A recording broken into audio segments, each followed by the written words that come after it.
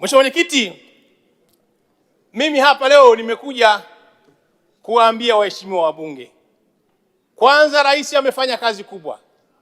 Toka alipoingia amekuwa rais wa mfano. Watu waliopata ajira kipindi cha Mama Samia haijawahi kutokea. Amejitahidi sana kutoa ajira, na hata hivi juzi naambiwa kwamba vijana wengine waenda kufanya interview. Na hii kazi kubwa tuendelee kumuomba na muendelee kumuombea. Lakini nataka niwashawishi waheshimiwa wabunge. Mimi nimezamiria katika kuunga juhudi ya Daktari Samia Suluhu Hassan.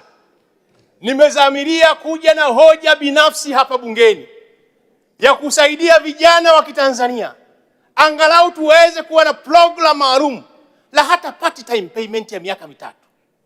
Na hoja hii, Mheshimiwa Mwenyekiti, nitapitisha utaratibu ule wa hoja binafsi kuweza kuiwasilisha hapa bungeni.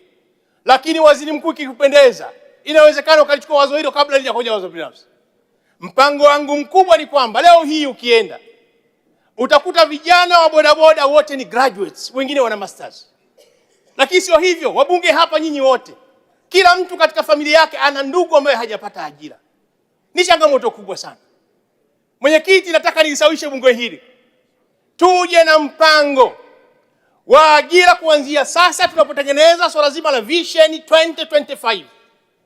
Tuhakikishe tunakuja na program ya part-time employment kwa vijana wetu, ambao hii tutaweka katika kategori mbili, wale wa diploma na wale wa degree. Na Mwenyekiti, naomba Waziri Mkuu wachukue wazo hili. Kila mwaka tuchukue vijana 50,000 wale wa diploma tuweke angalau allowance ya kulipa shilingi 500, na wale wa degree tuwalipe shilingi 700, ambao wapate contract za miaka 3.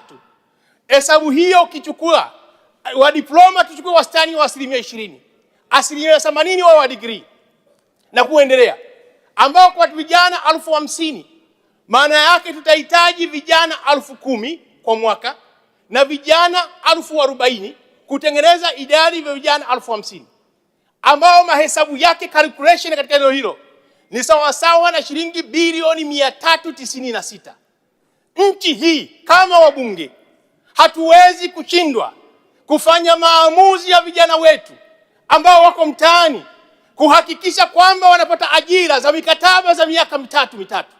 Vijana hawa wataweza tuweze kuwa groom vizuri, ambao wataweza kupata maarifa ya kazi, na tutaondoa frustration kwa vijana.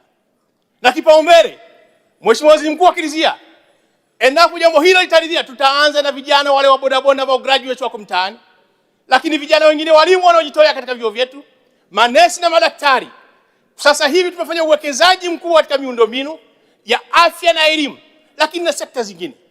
Hili litatusaidia sana kuhakikisha vijana wetu wanapata ajira. Na mpango huo, wale ambao watapata ajira watakuwa wanaondoka, tunaenroll vijana wengine.